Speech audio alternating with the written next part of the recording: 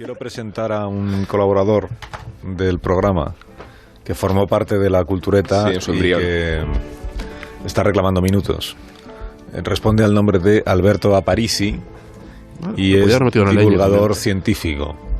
Bueno, eso más o menos creo. Sí. Hola, Alberto, buenos días. Hola. Qué miedo tengo en esta mesa, ¿no? O sea, ¿qué? Ni que te hubiéramos hecho algo alguna vez, Alberto. Sí, ni que no me hubierais dejado hablar. Es que en nuestra época de ingenuidad... Hola, Batman. ¿Qué te inquieta? Batman Amón.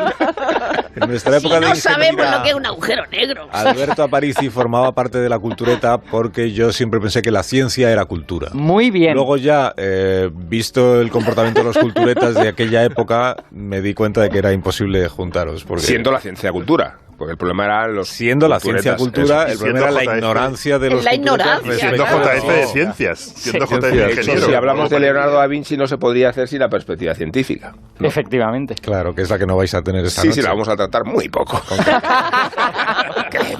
Sobre todo porque no la entendemos. Claro, ese es el asunto. Pues Alberto Aparici, que sepáis que tiene muchos seguidores, no voy a decir más que la Cultureta esta que hacéis por la noche, pero tiene mucho, porque él por lo menos tiene dos, que sepamos. Sus sobrinos. Que son sus sobrinos, efectivamente. Se llaman, ¿cómo era? Darío. ¿Tú qué es tu familia? Tengo dos cosas que decir. Primero, no son mis sobrinos, y segundo, se llaman Darío y Santi. Darío y Santi. Lo sabes porque son tus sobrinos. Mira. Hola, Carlos. Hola. Somos Darío y Santi. Eso es. Y te quiero decir que nos encanta Asterix y Obelix. Lo descubrí yo en cuarto cuando entré en la biblioteca. Y desde que me leí el primer libro, no pude parar. Le llama libro. Nos gustó tanto que lo leímos, releímos y requeteleímos durante todo el verano. Ah, y por cierto, saluda a nuestro tío según tú de nuestra parte. Adiós. Porque según yo. Saludos. Dios, es como si es. Son muy redichos, ¿no? Muy redichos. De redichos son maravillosos, pero que dice, leen más que cualquiera de los que hay en esta mesa, ya ves. Un poco. No conoces a Sergio del Molino, ¿no? No está técnicamente en la mesa. Exacto, ese es el punto. Si estuviera Sergio no lo habría dicho. No. Sergio del Molino lee por todo. Exacto. Tranquilo. En realidad solo lee una persona en España. Y Sergio... Bueno, yo voy a hacer el favor, Alberto, te voy a hacer el favor de despedir a los culturetas para que puedas desarrollar tu colaboración con un poco de tranquilidad. Correcto. Agradécemelo, por favor. Muchas gracias. De nada. Adiós, Rosa. Hasta el próximo día. Adiós, JF. Adiós, Guillermo. Hasta la semana que viene. Adiós, Amón. Hasta la madrugada. Adiós, Sergio. Hasta el lunes. Adiós. Hasta el lunes.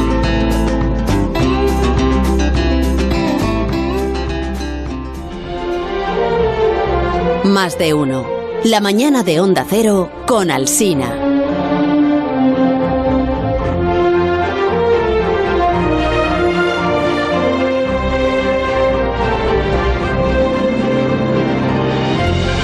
Entonces, ¿quieres hablar esta mañana de Asterix y Obelix a petición de tus sobrinos Darío y Santi? ¿Este es el planteamiento de la sección? No, en realidad no. O sea, en realidad le quería decir a Guillermo, lo que pasa es que se me ha ido, que iba a hablar de una cosa que le iba a gustar mucho a él. El holocausto, seguro.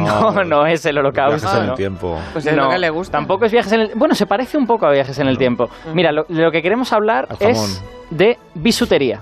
Bisutería. ¿Qué ha afectado a ti esto de hacer la sección los viernes? Ya veréis. No, ya veréis que tiene todo el sentido del mundo y que además le va a gustar a Guillermo. Bisutería. Sí, a ver, os voy a hacer reflexionar para que lleguemos al punto. La mejor, la del Corte Inglés, déjate de tonterías, ya no hablamos. A ver, más. ¿la bisutería para qué sirve? Esta es la pregunta. Para ponerte pendientes, guapo. Pulseras, collares. Guapo. Para ponerte guapo, bien. Decir que estás estupendo. O sea, en un estatus mejor que el tuyo. Sí, vale. La bisutería sirve para... Sí. O soy soltera. Mira qué pendiente llevo. Mira, fíjate, esto ya me... Estoy casada, mucho cuidadito que con esta diadema ya no me está pareciendo interesante. Es verdad. ¿Estás flirteando con Aparici? No, para nada. Después de hacerlo con David de Jorge. Es que no me atiende David de Jorge. No, pero es muy interesante lo que ha dicho Begoña, porque efectivamente la bisutería como que te decora y tal, pero también significa cosas, ¿no? Te pones unos pendientes para decir, a lo mejor estoy libre, tal y cual. Sí, o sea que todavía no soy mujer. Bueno, eso También. efectivamente. No sé muy bien lo que significa ser mujer, ¿no? Pero la regla, hijo, tener la regla, eso es lo que se dice toda la vida. Pero todavía en fin, no soy eso, mujer, en el sentido de que no he tenido la regla, no soy casadera, no te puedo tener hijos. Esta es una sección de divulgación científica, como usted está no comprobando. Efectivamente. No entiendo hacia dónde vamos esta mañana. Mi punto es, las cosas que llevamos en el cuerpo, los collares, todo esto, tienen un significado, ¿no? Son símbolos que representan otras cosas que pueden ser intangibles, ¿no? Como por ejemplo si estoy soltero o no, ¿no? Ya, entonces sigo sin saber a dónde quieres llegar, dónde quieres llevar la sección, ¿de qué quieres hablar esta mañana? Lo que quiero decir es, este tipo de prácticas son unas prácticas extremadamente humanas, ¿no? Sería difícil imaginar pues a un perro o a un gato llevando collares, pulseras, si hubieras visto todo lo que me has visto, sí. No, pero no cuentan los animales obligados, solo cuentan los animales que de verdad se ponen esas cosas porque quieren. Entonces, a dónde voy es, esta cosa tan humana que es la bisutería, ¿cuándo empezó a usarse? O sea, los humanos prehistóricos se adornaban ya. ¿Era todavía demasiado pronto para llegar a eso? Y has dicho prehistóricos, ahí es donde entra que le gusta Guillermo Altares. Pero responda a tu pregunta, responda a tu pregunta. A ver, responde. Sí, los prehistóricos sí, ya usaban amuletos y collares, sí, está comprobado. Yo al menos juraría haberlo visto en alguna peli, en algún documental de recreación. En el viaje de Arlo. Fuentes seguro, fiables, ¿no? Sí. Alguna serie... Bueno... Sí. Pues yo lo he visto. Efectivamente, esto es ¡ay! Espérate, que esto será Si una vez el hombre. Ponla. Ahí lo contaban todo. Planeta triste y oscuro, y la luz al nacer descubrió un bonito mundo de color. Bueno, pues efectivamente.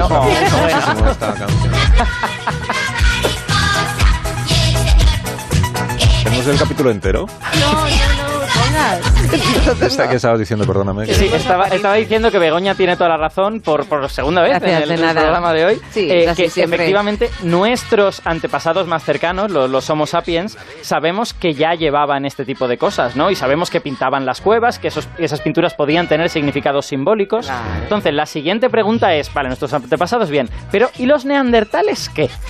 Porque los neandertales no son antepasados nuestros, son más bien como una especie de primos extremadamente lejanos. Entonces, tenían esta capacidad abstracta de tomar una idea, yo qué sé, pues el amor o estoy soltero o algo así, y atribuírsela a un objeto y decir, este objeto significa esto. Ajá. O eran en ese sentido más primitivos, más tontos que nosotros. Ya, pero aunque no fueran antepasados nuestros, un poquito de ADN de ellos sí que tenemos, ¿no? Pues sí. Un poquito. Muy bien, te veo muy bien puesto, efectivamente. Hombre, es que a mí Arzuaga me ha dado unas lecciones sobre este asunto. Efectivamente hubo unos pocos neandertales, no sabemos cuántos, pero seguramente no muchos, que se cruzaron con nuestros antepasados durante el poquito tiempo que convivieron las dos especies, ¿no? Pero durante la mayor parte del tiempo, los neandertales y nosotros hemos vivido separados. El dato es, ellos evolucionaron en Europa, en Eurasia, en realidad, entre Europa y la actual Rusia, hace unos 400.000 años, y nosotros en África después de eso, hace unos 300.000, o sea que fijaos que ya estábamos separados. Claro, y la comunicación entre África y Europa no había ferry aún, era más eso es, digamos que la única manera era salir por Suez y dar la vuelta a todo el Mediterráneo. Mucho lío, mucho gasto. Entonces, en la práctica, los neandertales y nosotros hicimos vidas prácticamente separadas en continentes separados. Y solo nos encontramos cuando nuestros antepasados salieron de África, por ahí por la zona este de África, y llegaron a Eurasia, que es donde los neandertales llevaban ya miles de años haciendo cosas. Por eso es tan interesante saber si los neandertales llevaban bisutería, porque si la tenían, no la copiaron de nosotros. O bien la inventaron ellos por separado, o bien es que es algo tan antiguo que ya lo tenía el antepasado común del Neandertal y el Homo sapiens, que es hace 600.000 años o algo por el estilo. Yeah. ¿Qué cosas? Más bonitas. Bueno, ¿esto qué es? Esto es un bicho. Es precisamente que viene a buscarnos el último descubrimiento sobre pensamiento simbólico en neandertales. Porque se ha encontrado en Tarragona un dedo de águila, como esta águila que acabamos de oír. Ahí, fijaos, qué bonita, ¿eh? Mola. Sí. Se ha encontrado Muy bonita, pero a mí me da un poquito de miedito. Es que yo creo que no está muy feliz. Esta es un águila que no te está diciendo hola. No estoy seguro. Pues se ha encontrado en Cova Foradada, que es un yacimiento que está cerca de Calafell, en Tarragona, un dedo de águila lleno de cortes claramente hechos por algún humano primitivo. Y la noticia es que por la edad del estrato en que se ha encontrado dentro de esta cueva, ese dedo tiene que ser anterior a la llegada del Homo sapiens a la península ibérica, que llegó hace unos 40.000 años o algo así. Por lo tanto, solo puede ser obra de los neandertales. De los neandertales. Exacto. Entonces, lo crucial es por qué le hicieron esas incisiones, ¿no? A lo mejor es que se estaban comiendo el águila y esto era una manera como de quitarle la carne para poder comérsela bien. ¿O acaso fue para convertir este hueso en alguna especie de objeto decorativo, ¿no? Porque en ese caso, este hueso sería bisutería, pero bisutería neandertal. Y el dedo del águila, has dicho que se ha encontrado aquí en Tarragona, en España. Sí, señor. Entonces. Se ha encontrado en nuestro país, que es un país muy rico en yacimientos neandertales, y además ha sido un grupo de investigadores españoles, porque también tenemos una comunidad de antropología y paleoantropología muy grande.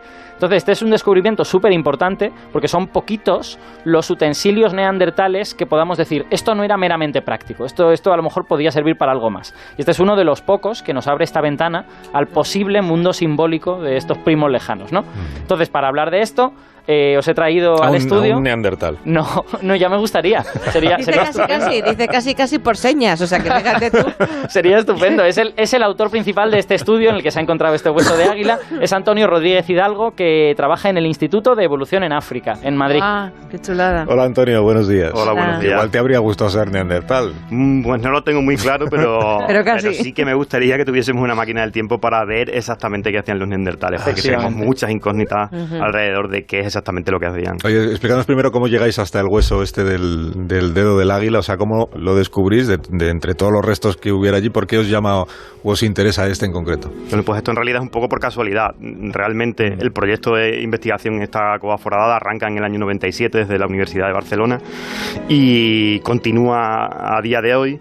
Y aproximadamente hace 5 años llegamos a unos niveles, a unos estratos arqueológicos que por las herramientas que estábamos encontrando, las herramientas de piedra, cuchillos de sílex, podíamos asociar a la última cultura que desarrollaron los neandertales antes de extinguirse. Una cultura que se denomina châtelperroniense y que es típica de Francia, la cornisa cantábrica y el sur de los Pirineos, tanto orientales como occidentales. Esas herramientas nos estaban diciendo que ese estrato estaba asociado a esa cultura neandertal. Además hicimos una serie de dataciones por carbono 14 y vimos que estábamos en torno a los 39.000 años, que es el momento en el que los neandertales empiezan a desaparecer de Europa. Después, por casualidad, excavando encontramos más de 2.000 huesos en ese estrato de un montón de animales diferentes y curiosamente en campo no nos dimos cuenta. Ese resto lo encontramos y un estudiante, Óscar Pérez, lavando los materiales, sabes que los huesos salen llenos de tierra, lavando los materiales, se dio cuenta de esa serie de marcas que tenía la superficie del hueso, marcas de corte,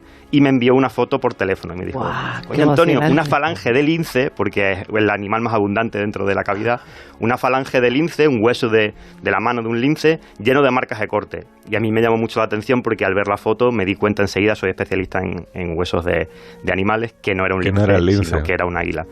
Claro. Simplemente tirando de ese hilo, un hueso de águila con marcas de corte en un estrato que se corresponde a una cultura neandertal, ya sabíamos que teníamos un sitio por el que empezar a tirarle el hilo muy importante. Qué observador, Óscar. Oye, hay que hacerle... Sí. Hay que darle las gracias. Por cierto, si nuestros oyentes quieren ver la falange, la he puesto antes en Twitter y la volveré a poner ahora después del programa para que la gente vea los cortecitos y todo esto. Pero antes decía Alberto Aparici, claro, ¿cómo sabemos que los cortes en cuestión no se los han hecho? Pues al intentar quitar la carne, por ejemplo, del dedo del águila. Bueno, pues esto es difícil de demostrar y en realidad lo que tenemos es una serie de familias de evidencias acumulativas. Por un lado, hay una serie de compañeros que han realizado experimentos para ver si las trazas, las marcas que quedan en la superficie de los huesos al cortar con esos cuchillos de sílex tienen diferentes morfologías, diferentes profundidades dependiendo del tipo de elementos en los que se presentan. Y además también está el tipo de elemento anatómico en sí mismo. La pata de un águila prácticamente no tiene nada no tiene chicha para comer, por decirlo de alguna manera. Una cosa escamosa, ¿no? Claro. Exactamente. Sin embargo, no es el único argumento, ya que aunque las patas de un águila, de un ave, no tengan mucha chicha, sí que hay recetas, y nosotros tenemos recetas en España o en Latinoamérica o en Asia de patas de pollo, por lo tanto es una cuestión de a lo mejor en aquella época el águila tenía una pata muy gorda, exactamente, ¿no? Es cuestión de cocina o de gusto, que no las comamos habitualmente hoy en día no significa que los neandertales no las comiesen. Entonces utilizamos otra serie de evidencias acumulativas, como es el estudio del resto de los animales que encontramos en ese yacimiento.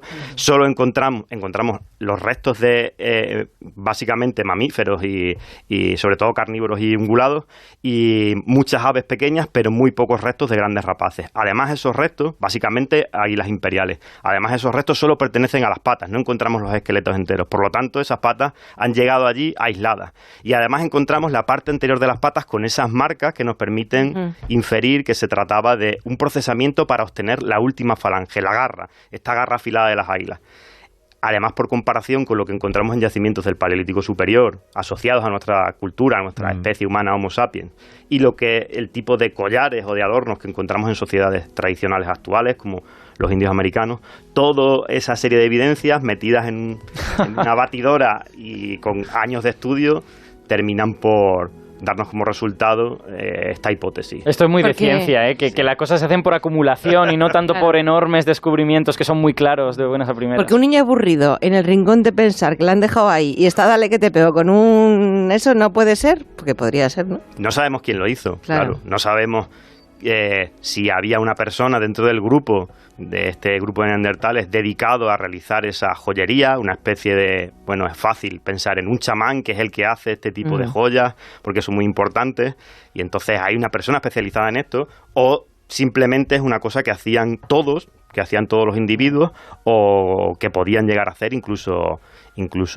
niños pequeños. Hay gente que estudia estas cosas del simbolismo, estas figuritas, por ejemplo, que aparecen en el Paleolítico Superior, hechas con marfil de mamut, y tenemos una compañera que es especialista en esto en Australia, que trabaja con la arqueología prehistórica de los niños, y habla sobre todo de que muchos de estos elementos pudieran llegar a ser juguetes, y no deidades, sino juguetes. Muy, muy, muy interesante su hipótesis. Me dejo flipado. Yo solo quiero hacerte una pregunta final. Esta imagen que yo creo que ha sido tradicional de nosotros éramos los listos y los neandertales eran grandes, así torpes y tal, y un poco tontos, esta imagen tenemos que empezar a quitárnosla de encima ya, a la vista de no solo esta evidencia, sino también otras. Todavía no sabemos suficiente. ¿Cuál es vuestra opinión en la comunidad sobre esto? Ahora mismo es uno de los debates principales en paleoantropología, es la última frontera. Lo que sabemos por la acumulación de evidencias durante los últimos 30 años es que los neandertales, desde el punto de vista tecnológico, o desde el punto de vista subsistencial, o desde el punto de qué comían y cómo lo comían, y desde el punto de vista anatómico, son tan modernos o tan arcaicos como nosotros. Pero la última frontera es la cognitiva, el simbolismo. Si estos neandertales pensaban en el más allá o no pensaban en el más allá, si se relacionaban con su entorno a través del arte y a través de conceptos completamente abstractos que están muy relacionados con el lenguaje de tipo moderno, el lenguaje como el que estamos utilizando nosotros. Claro. Para mí, las evidencias, como decíamos antes, se van acumulando. Hace 30 años se pensaba que era una cosa completamente exclusiva de los humanos modernos, de nuestra especie, y a día de hoy es innegable que las evidencias que podemos poner encima de la mesa son mucho más abundantes y nos están hablando o están describiendo una nueva pintura sobre estos neandertales como una especie mucho más cercana a nosotros de lo que pensábamos. Antonio, muchas gracias por la visita y por la clase magistral. Déjame que le recomiende a Antonio una cosa, por si no la ha leído. Hay un relato de Isaac Asimov que a mí me gusta mucho, me parece súper emocionante, se llama El niño feo.